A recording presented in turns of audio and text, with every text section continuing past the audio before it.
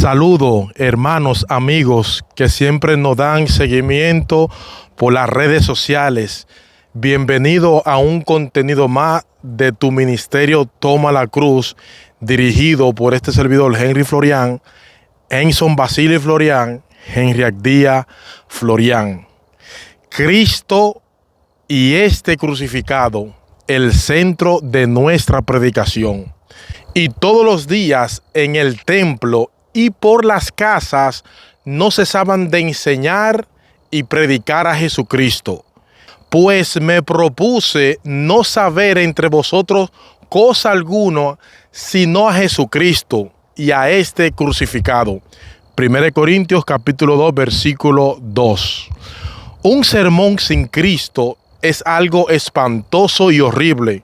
Es un pozo vacío, una nube sin lluvia, un árbol 2 veces muertos y desarraigado.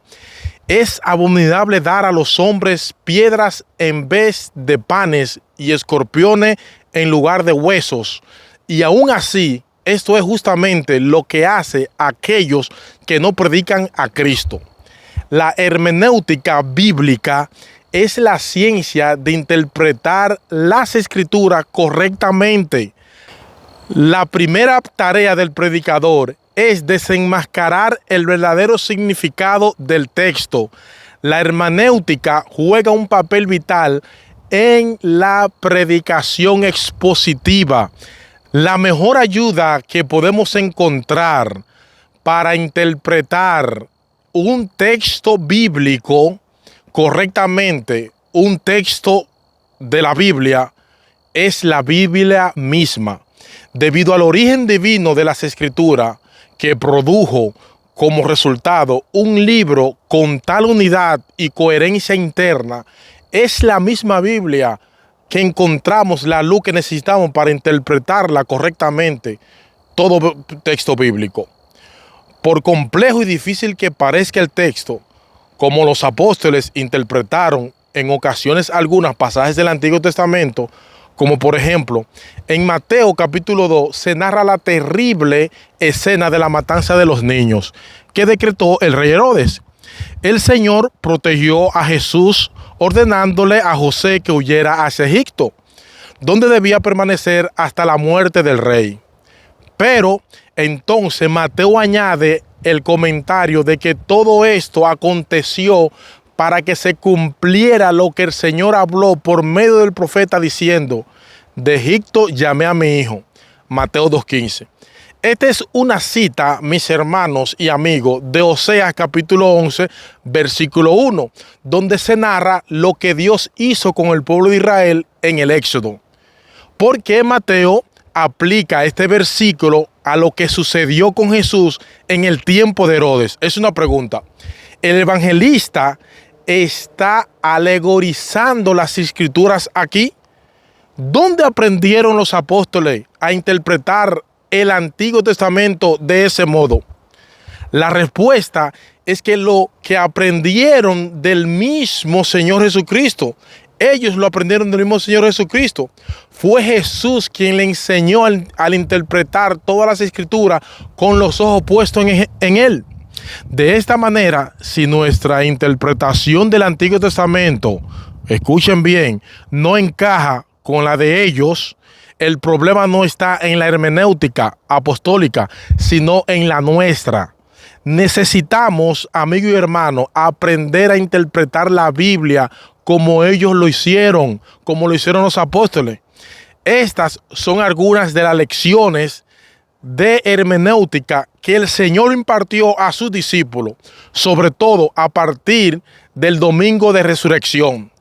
2 de los discípulos van por el camino que conduce hacia la aldea de Maús, hablando entre sí de todas aquellas cosas que habían acontecido.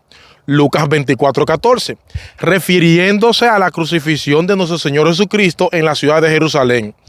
En el camino se encontraban con Jesús, pero no le pueden reconocer porque los ojos de ellos estaban velados.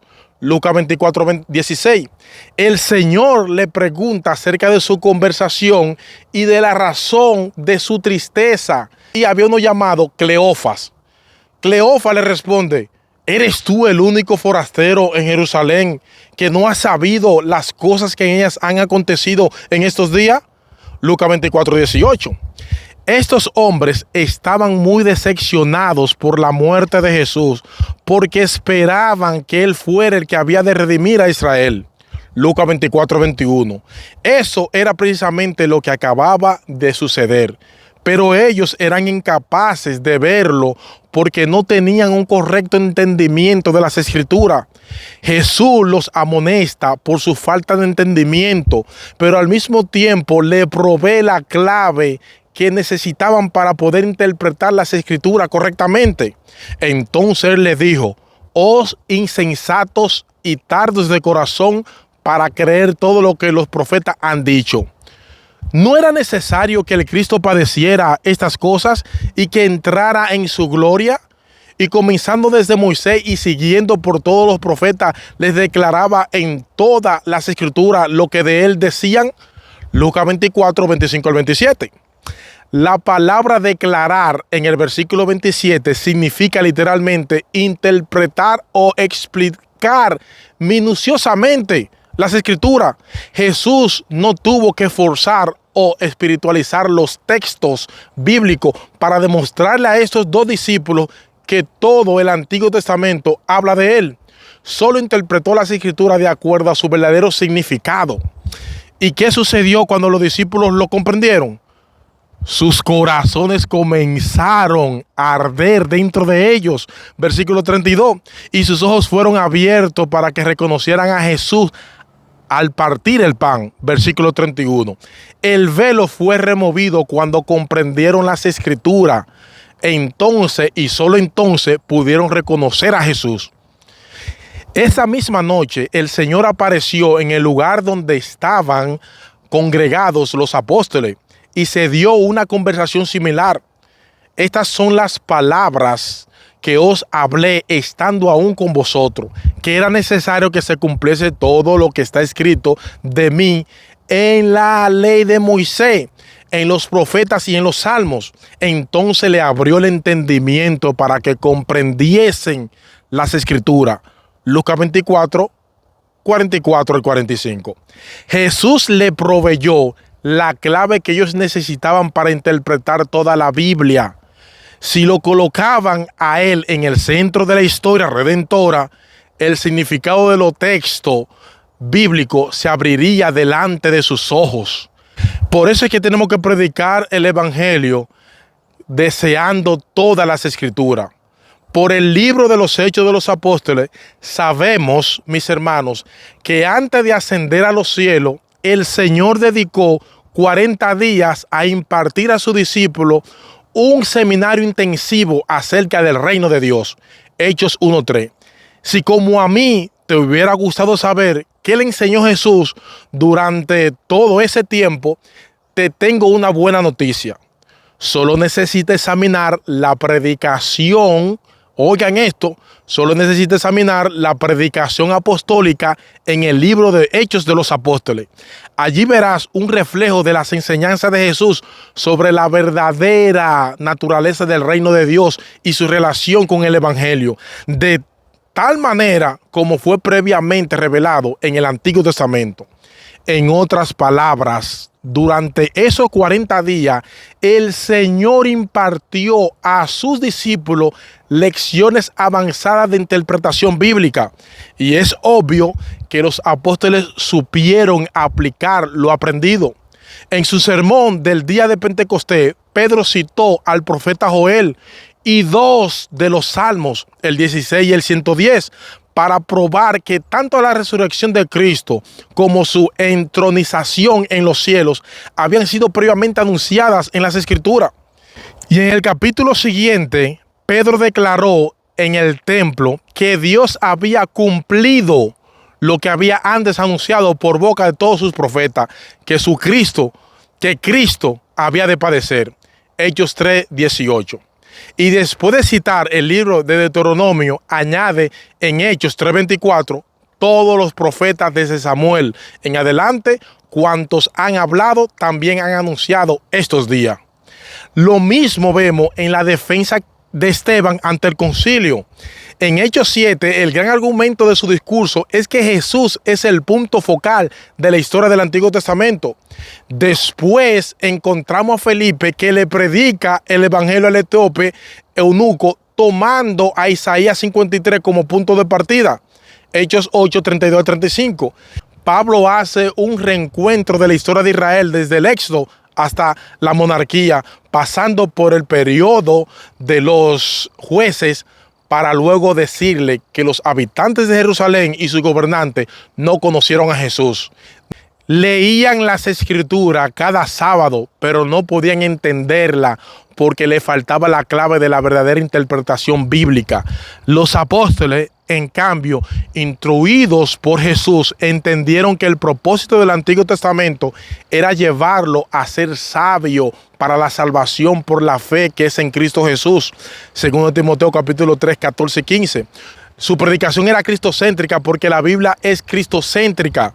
En las cartas del Nuevo Testamento encontramos una amplia gama de temas y una gran variedad de mandamientos que forman el marco ético de la vida cristiana práctica.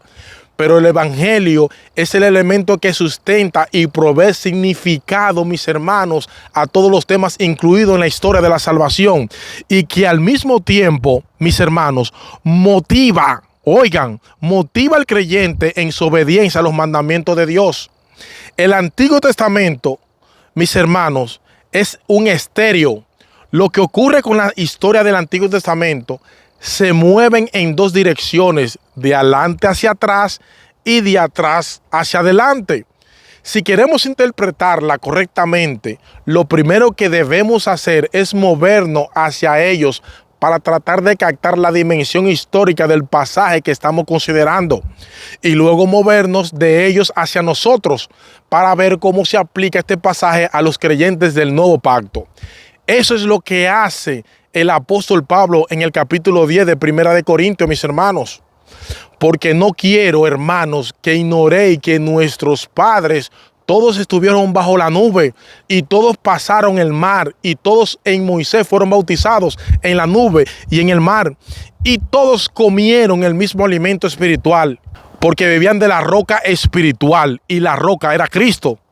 Pero de lo demás de ellos no se agradó Dios, por lo cual quedaron postrados en el desierto. Mas estas cosas sucedieron como ejemplo para nosotros, para que no codiciemos cosas malas como ellos codiciaron, ni seáis idólatras como algunos de ellos. Según está escrito, se sentó el pueblo a comer y a beber, y se levantó a jugar. Ni forniquemos como algunos de ellos fornicaron, y cayeron en un día 23,000. Ni tentemos al Señor, como también algunos de ellos lo tentaron y perecieron por la serpiente. Ni murmuréis, como algunos de ellos murmuraron y perecieron por el destructor. Y estas cosas le acontecieron como ejemplo, y están escritas para amonestarnos a nosotros, a quienes han alcanzado los fines de los siglos. Así que el que piense estar firme, mire que no caiga.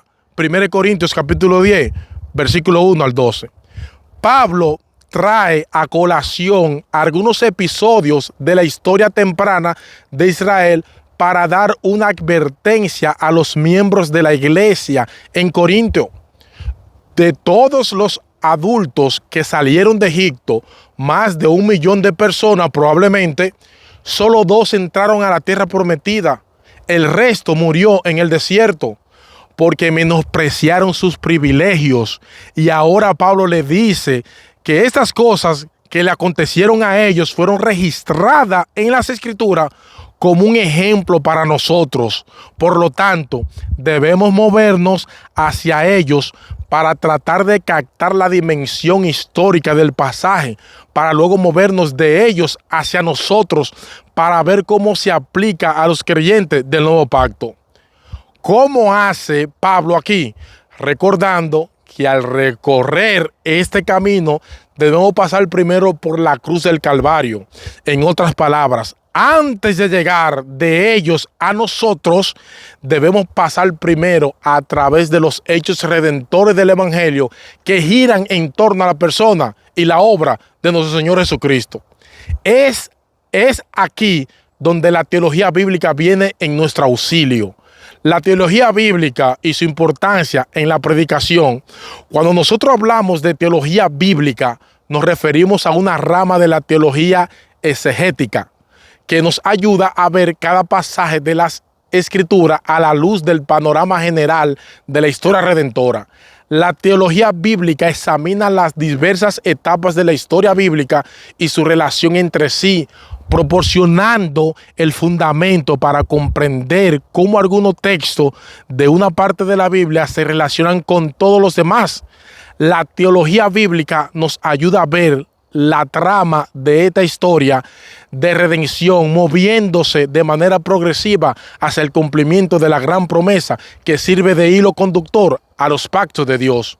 Me seréis por pueblo y yo seré a vosotros por Dios. Jeremías 11:4, Génesis 17:7. Cuando los apóstoles citan el Antiguo Testamento desde la posición ventajosa del Nuevo, no solo veían a Cristo en las profecías mesiánicas o a través de los tipos y símbolos que abundaban en la religión del Antiguo Pacto, sino, mis hermanos, que miraban hacia el cómo aquel que cumple y colma plenamente lo anunciado en el Antiguo Testamento. Partiendo de Génesis 3:15 hasta el final, la Biblia es el relato de un Dios guerrero que acude en socorro de su pueblo para liberarlo del reino de las tinieblas y establecer su reinado a través y en medio de su pueblo. Es esa perspectiva más amplia del reino mesiánico la que nos permite llegar hasta Jesús. Por eso es que tú y yo debemos de cuidarnos de dos enemigos que son reales, que es el legalismo y el antinomismo. Son dos enemigos reales que debemos mantener a raya si queremos guardar la pureza del evangelio para la salvación de los perdidos y la edificación de la iglesia. De la manera más sencilla posible, mis hermanos, podemos decir que el legalismo consiste en tratar de ganar el favor de Dios a través de nuestra obediencia, a través de cumplir un conjunto de leyes y normas. El legalismo coloca a Dios en la posición de un deudor que debe bendecirnos si hacemos lo que debemos hacer, mientras el evangelio nos mueve a nosotros a la obediencia por el hecho de haber sido aceptado por medio de Dios, sobre la base de la obra redentora de Cristo. El legalismo nos dice que debemos obedecer para ser aceptados. Todo depende de nosotros, dice el legalismo. De nuestra obediencia, dice el legalismo. Todo depende de nuestro esfuerzo personal. El legalismo dice todo depende de nuestro compromiso y de nuestros méritos. Cuando partimos de esa teoría, tarde o temprano comenzamos a añadir algunas reglas que no son beneficiosas y que no están en la Biblia, porque queremos estar seguros de que hacemos exactamente lo que tenemos que hacer, de que estamos pulsando los botones correctos. Casi con seguridad, lo próximo, mis hermanos, lo próximo que va a ocurrir es que vamos a ponerle más atención al aspecto externo del mandamiento que al corazón de la ley. Este es un aspecto esencial del legalismo.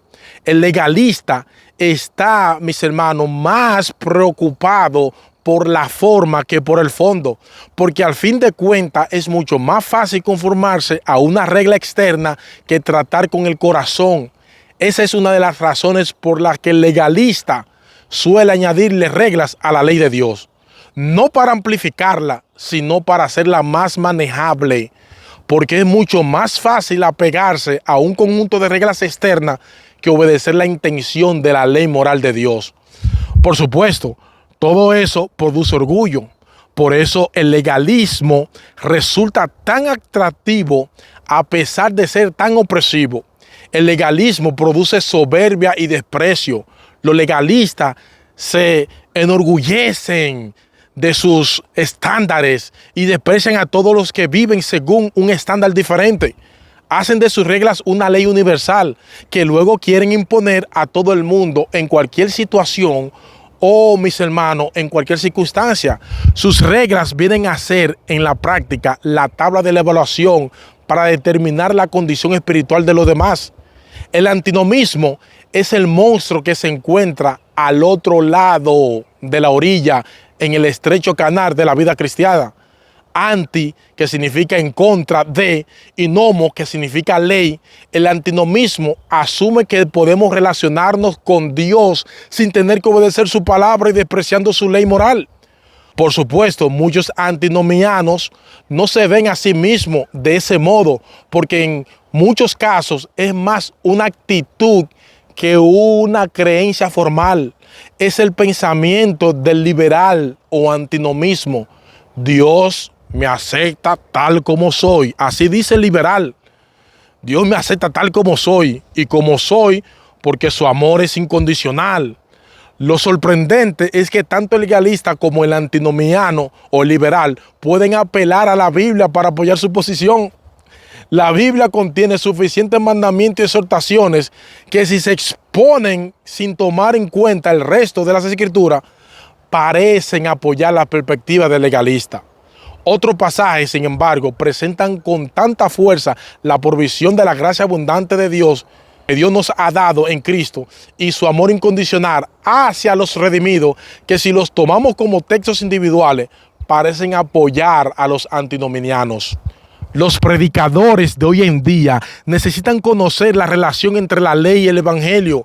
La ley puede mostrarnos nuestra necesidad del evangelio, y entonces, una vez hemos abrazado la salvación de Dios por medio de la fe, la ley viene a ser la manera de conocer, servir y crecer en la semejanza de aquel que nos salvó del pecado.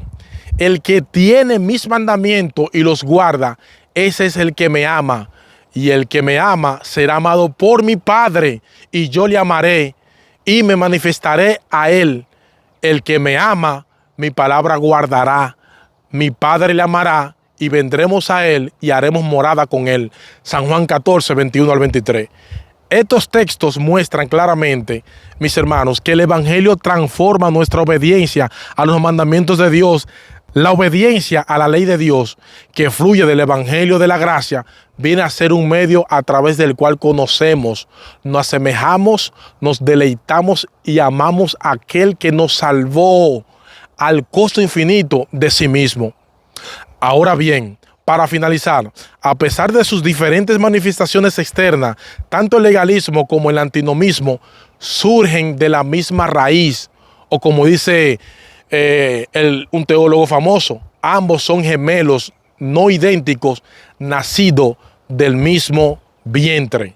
Oigan bien eso, mis hermanos. Más adelante, en una segunda parte de este tema, vamos a hablar más del legalismo y del antinomismo o del liberalismo. Que Dios te bendiga y que Dios te guarde.